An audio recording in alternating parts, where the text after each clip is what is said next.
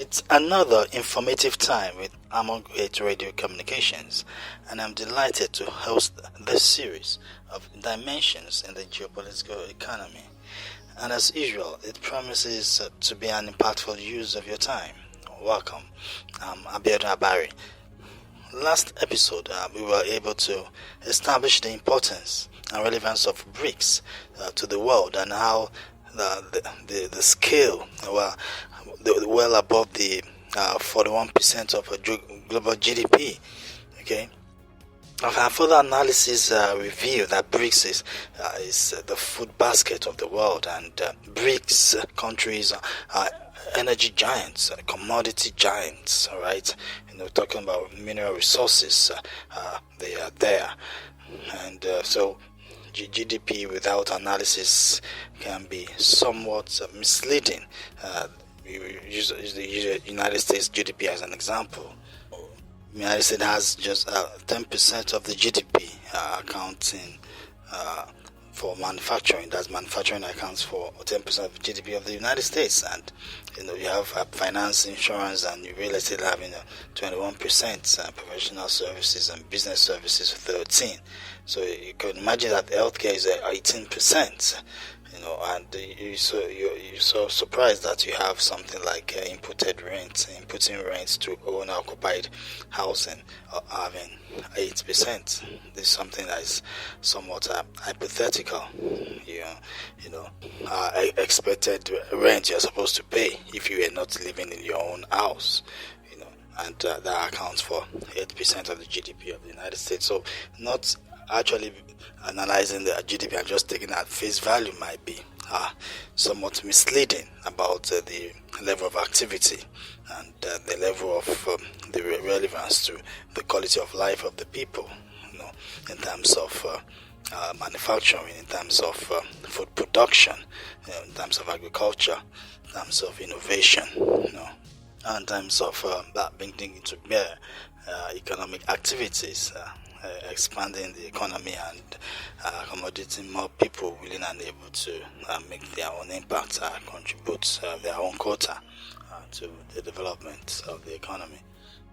So it's also imperative to analyze the GDP components of BRIC countries, their contribution to global GDP, and not just take that 41% of global value, like I explained last week, that the value, the relevance of BRICS countries to the global GDP far exceeds that 41%, which is just a face value when you look at their involvement in food production, agriculture, in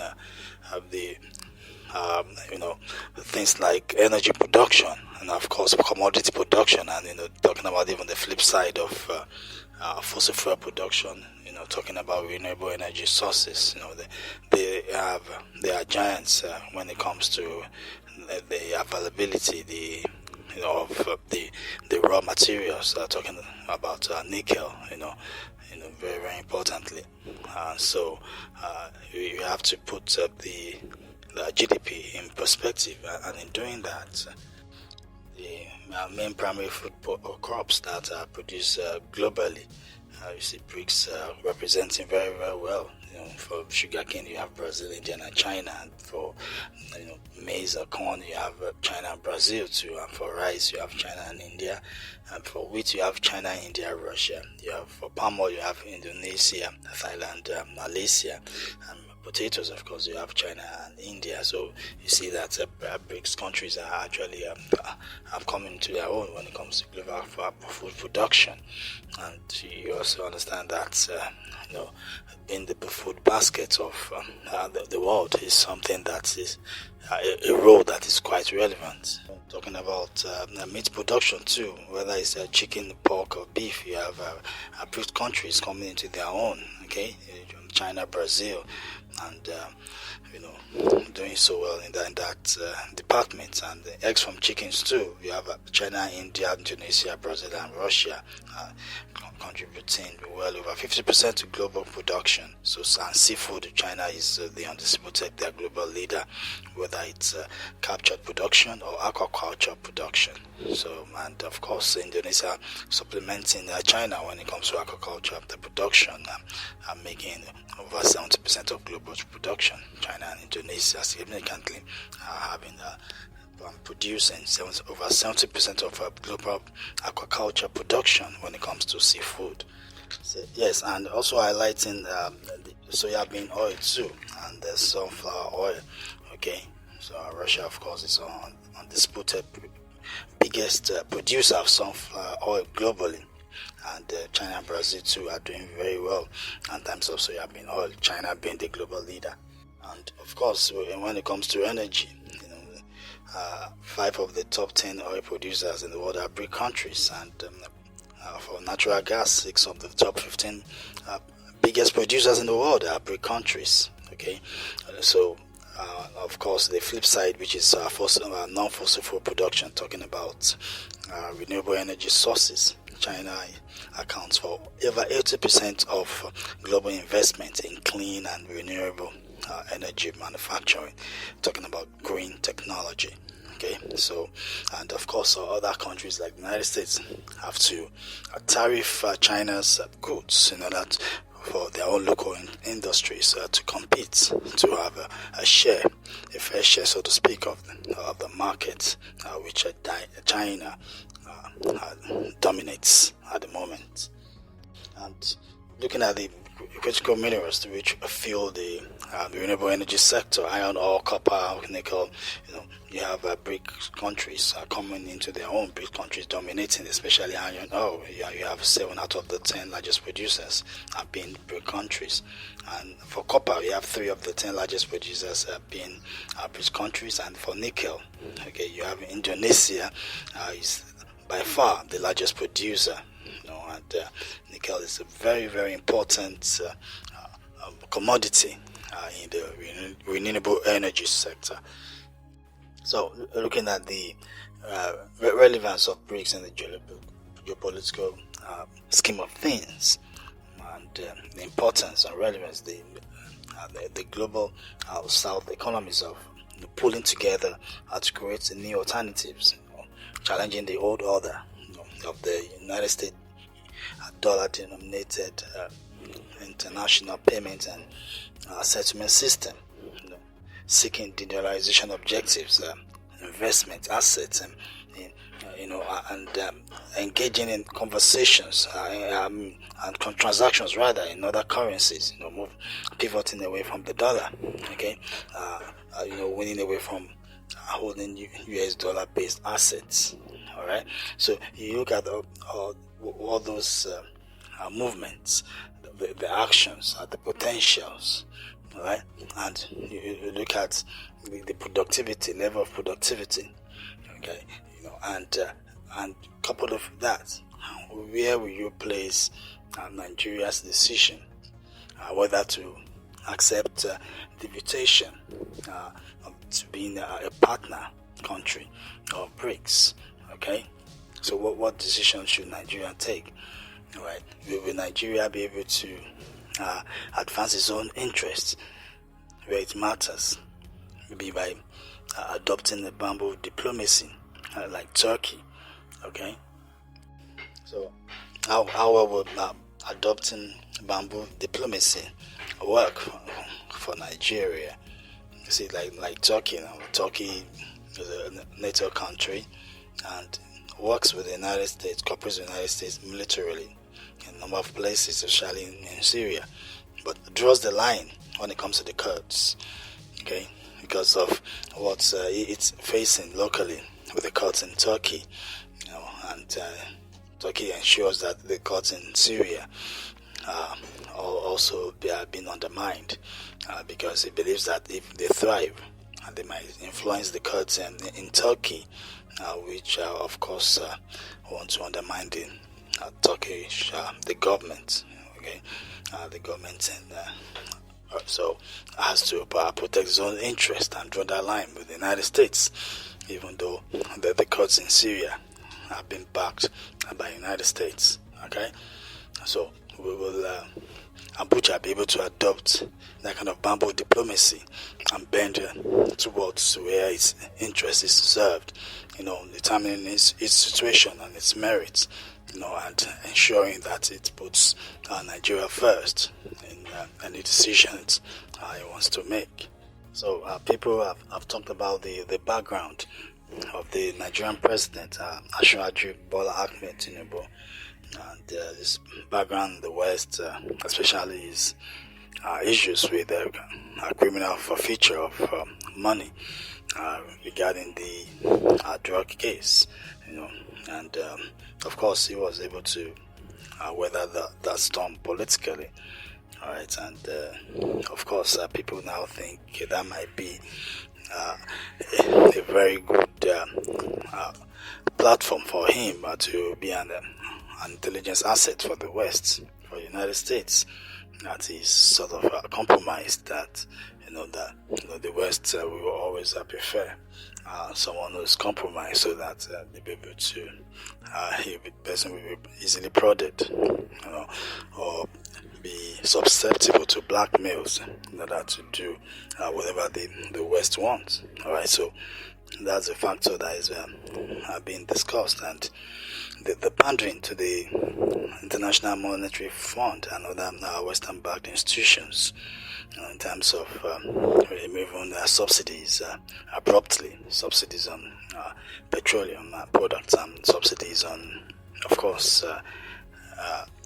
electricity, and leading to inflation.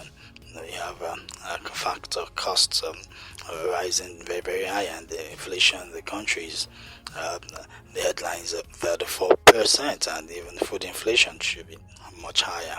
Okay, so the pandering to the West by the Nigerian president is being seen as a factor too, that will Abuja eventually decide to accept the invitation to join BRICS, despite that is to be able to avail itself of the benefits of doing so. Okay, and also look at the reversal to the old national anthem given by the colonial masters, the Nigeria we owe thee. Okay, even the government has advanced that the old anthem is more inspirational. I believe that the government can avoid the virtue signaling arguments that have been advanced by some analysts, so to speak, that the Abuja is actually virtue signaling to the West by reverting to the old national anthem given by the colonial masters.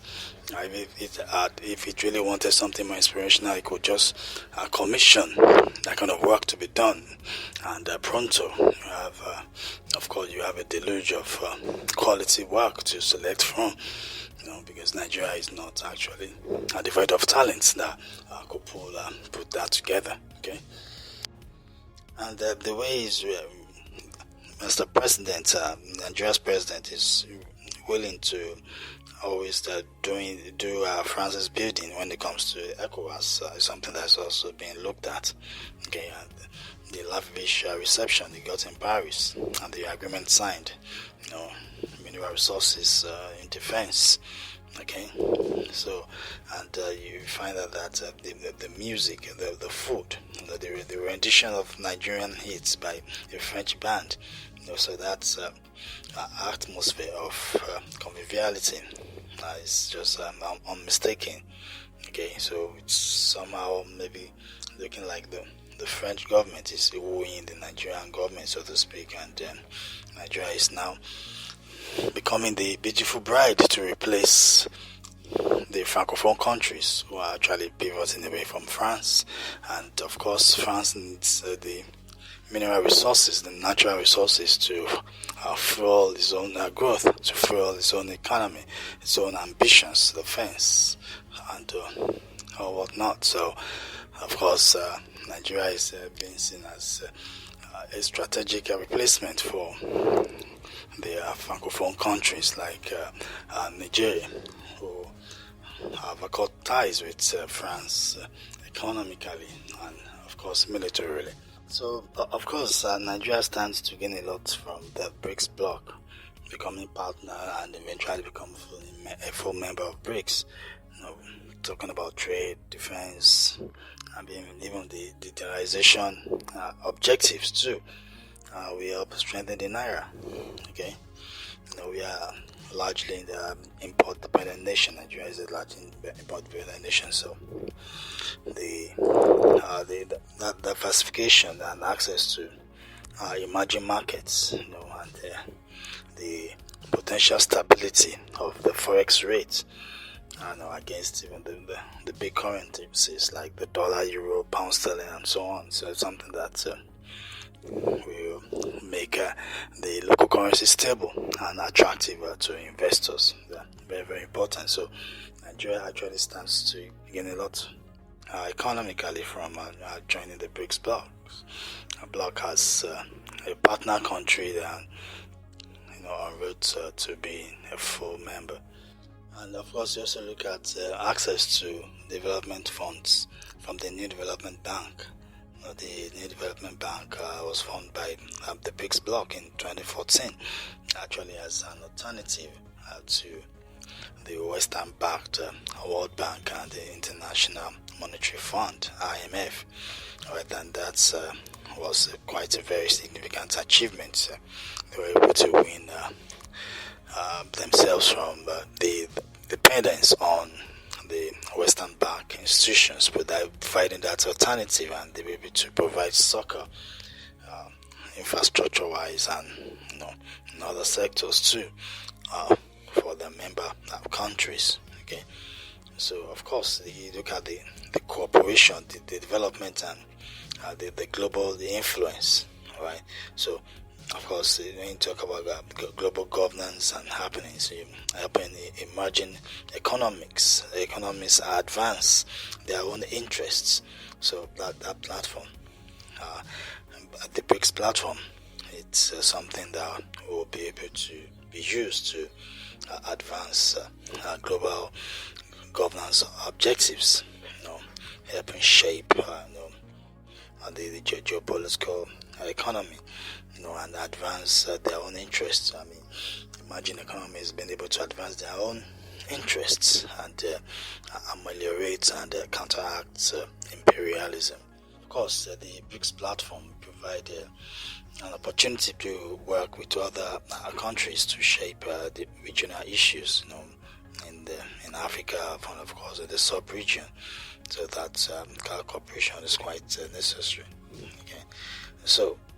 And then you look at cooperation with Russia too in medicine, agriculture, especially talking about precision agriculture, right? And talking about the industrial use of nuclear technology. We stand a lot to gain from our cooperation with Russia, and of course, we working strategically, implementing direct measures and training personnel across the board. All right, so you have the Nigerian Atomic Energy Commission and the Rosatom, working together to ensure that things are done according to the timelines. Okay, so our cooperation with Russia is something that's very, very important for our own growth and development in terms of medicine, agriculture, and the industrial use of nuclear technology. So these are factors we have to really consider in determining whether we accept or turn down the invitation to become a partner country concerning BRICS. Okay, and we should also understand that when we join BRICS, it is important that we have optimal use of the opportunity that we have, that we optimize our interaction, our cooperation, our influence with our BRICS member countries.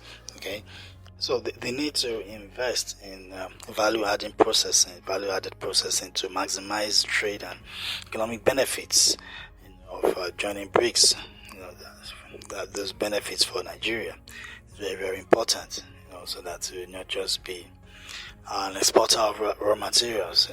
The value chain has to be fully optimized to the benefit of Nigeria. Okay, so of course, Nigeria itself is positioned to supply 60% of the industrial and manufacturing and technological needs across the continent. With the policy optimization of its abundant human and natural and energy resources. All right, so Nigeria has reliance on oil from national revenue makes it vulnerable to oil shocks and the shift to clean and renewable energy. The investments in the clean and renewable energy represents a threat to Nigeria's future earnings. But Nigeria needs to be strategic because, like I said, Nigeria is positioned to supply 60% of this industrial and manufacturing and technological needs across the African continent. So if it can optimize its policy of its abundant human and natural energy resources, adequate investment in logistics and infrastructure across the continent, ambitious, sustainable manufacturing and technological internal subsidies, the adoption of the African Union passports, the policy of visa on entry across Africa. For holders, the potency of the African and continental free trade area, okay, and of course, ambitious militarization strategy, the massive rollback of terrorism and organized violence across the continent, and a nationalist United States president will also something that will amplify what we have, So, of course, President Trump's coming too. Okay, it's not that he's going to be totally out of the world affairs. Okay, he's going to be involved in world affairs, as a nationalist president, but he will only be putting Americans first, America's interests first. That will be his approach. Okay, we want to look at that factor in terms of the influence of the incoming United States president, the president-elect, will be inaugurated on Monday, 20th January, Mr. Donald J. Trump. Okay, his influence on the geopolitical economy. Okay, look at BRICS, look at the dollarization, look at the statements he has been making that he will make sure that any country that wants to move away from the dollar will pay, and most times his sanctions are tariffs. Making it impossible or very expensive for those countries to trade in the United States. Okay, and I think that might work where the United States it's as substitutes for those goods. Okay, all right, because if the United States does not have a substitute for the goods that have been tariffed as a result of pivoting away from the dollar, so that might actually lead to inflation locally in the United States, because they don't have an alternative, so they still have to buy the product, and the cost of the product obviously will have increased as a result of the increased tariffs. Okay, so of course the government will make money, but eventually many of those commodities will be the consumers be able to purchase, bearing in mind that they can only purchase a few of the commodities with what they have, okay, relative to what used to be. So that is the case of tariffs. Tariffs will only work if maybe United States have alternatives as alternative for the goods that have been tariffed, so that the consumers can be protected from inflation. Okay, so because I believe that the BRICS objectives will go on, I believe that BRICS will pursue its own objectives, because they have to learn from what happened to Russia. Where Russia losing its dollar-based assets. its asset been frozen across the board. Dollar-based assets been frozen. Okay, and other countries are watching and saying to themselves that if this could happen to Russia today, it could be us tomorrow. So countries are deciding to be proactive because the weaponization of the dollar against Russia was something that was not really done in the interest of the global economy. Okay, so that action actually undermined the global economy and the exclusion of Russian banks from the SWIFT system, the payment system too. All right, so those are actions that actually motivated and accelerated the actions of Russia and other BRICS member countries in the line of de-dollarization, in the line of creating an alternative to the dollar-denominated international payment and settlement system. So we also look at China. So what will be Mr. Trump's dispositions to China? So if his Secretary of State is confirmed, Senator Marco Rubio, he is an anti-China hawk, so he will be hard on China.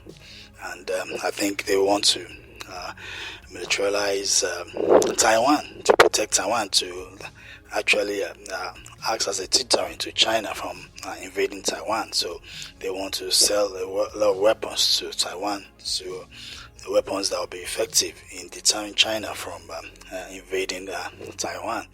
Okay, and of course the trade war with Russia, with China rather, might just intensify. I recall that the trade war started in Mr. Trump's first term, where he placed tariffs on Chinese goods, and the outgoing President Biden did not reverse those policies. Those policies are still in place. Okay, so I believe that when Mr. Trump comes in for the second term, he might likely double down on some and just to get China, okay, to comply geopolitically. And of course, you'll be seeking China's cooperation in ending the Ukraine war, all right, and of course the Middle East debacle too. Okay, so and talking about the Middle East, the priority of Mr. Trump will be the protection of Israel, the security of Israel, Israel's defense objectives, and they will want to give Israel all the support, military and financial support, to ensure that Israel is able to defend itself. And Mr. Trump, for image purposes, for reputation purposes, will actually work to intensify to bring the hostages home.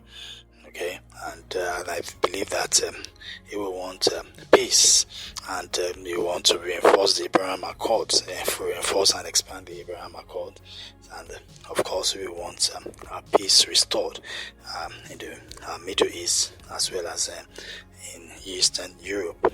Okay, and of course he has talked about taking Greenland from Denmark and the Panama Canal, right? So, and of course, you can see that he might pursue an aggressive policy when it comes to Latin America. Okay, and so let's see how that pans out. And of course, NATO. For NATO, he believes that there's no free lunch for Europe, and Europe should pay his fair share. Europe should pay for his own security. Okay, and that everyone should bring something to the table financially when it comes to the military alliance, the security alliance, as the North Atlantic Treaty Organization, NATO. And culturally, we are seeing a shift away from wokeism. We are seeing the reinforcement of the free speech and the First Amendment. You see, Mark Zuckerberg's Meta cancelling the fact-check function. Now we're pivoting to the community model adopted by former Twitter, now X.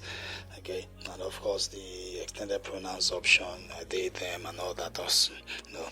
and also thrashing that too. So that's a movement towards conservatism, a movement away from wokeism culturally, because that's what Mr. Trump calls for. Of course, leaders are the most equipped to shape culture because they have all the tools right to determine the direction of culture. Okay, so and that of course might impact the Los Angeles Olympics on 2028, which of course is being situated in the liberal states of California. Gavin Newsom with controversy concerning the wildfires. Okay, so if LA is going to be rebuilt, is Gavin Newsom the right person to get ready for the Olympics? Since he's still going to be in office till I think 2027. Yeah. So is it the right person? His competence has been questioned with the way he has handled the wildfires in Los Angeles, and of course the mayor of Los Angeles herself, Karen Bass, who was 8,000 miles away attending the Ghanaian president's inauguration while LA was burning, and people outside the United States were expecting this to happen. The wildfires to happen. So that was no excuse for her to have left LA at that time. Even coming to mind, recalling that during her campaign, she promised that she was not going to travel out of the U.S. during her tenure and all that. So, and you had insurance companies canceling insurance contracts weeks and months prior to the incident. So it wasn't a secret that the wildfires were coming. Even Joe Rogan, the most popular podcaster in the world, talked about this potential fire back in July on this podcast. So, I think it was irresponsible for the mayor of LA to be 8,000 miles away at that time, and Gavin Newsom's response to, California had not been ready to be able to combat wildfires, which they are, of course, vulnerable to, which they are prone to. Okay, so, and these are people that have to be trusted to rebuild early and to stay ready for the 2020 Olympics. Well, let's see how the Federal State Corporation will go for the sports competitions. Okay. Also, you have the United States co-hosting the 2026 FIFA World Cup, Football World Cup too. Okay, so and we see how the Federal State Corporation will help advance these objectives of hosting the global sports events, if they are able to really get politics to the background, especially California, where Gavin Newsom's ambition to become president is not hidden. So a potential matchup with him and Vice President-elect J.D. Vance, who is being seen as the successor to the MAGA throne. Okay, so and look at disasters. These disasters, like the wildfire, is it as a result of climate change? And when these disasters happen, the low-income people are mostly affected because they are not so strong when it comes to backup finance. At times they don't have the insurance. All right, so they are now left to the mercy of charities or government intervention. Okay, so and if this goes on and the government is not really investing in disaster mitigating infrastructure, okay, insurance might become too expensive and at times non-existent. You have insurance companies moving out of California and of course even out of Florida as the aftermath of the hurricanes. All right, so I think there should be multilateral funding for disaster zones across the world. Okay, so for support so that the negative impact on global GDP and geopolitical economy can be rightly mitigated. Thank you so much for joining me on this episode. I look forward to hosting you again next time. But please do remember that at Amogate, We are always ready to help and support your organizations to work optimally, creating frameworks and processes for optimization of resources and attainment of goals. You can contact us on Facebook, LinkedIn, Instagram at Amogate. You can also visit our website at www.theamogate.org. Our email is contact@theamogate.org. I hope that the time we've spent together has been rewarding and impactful, and I can assert that it's been my pleasure hosting you. Until I come up on your devices again, it's bye for now, and God bless you. Thank you.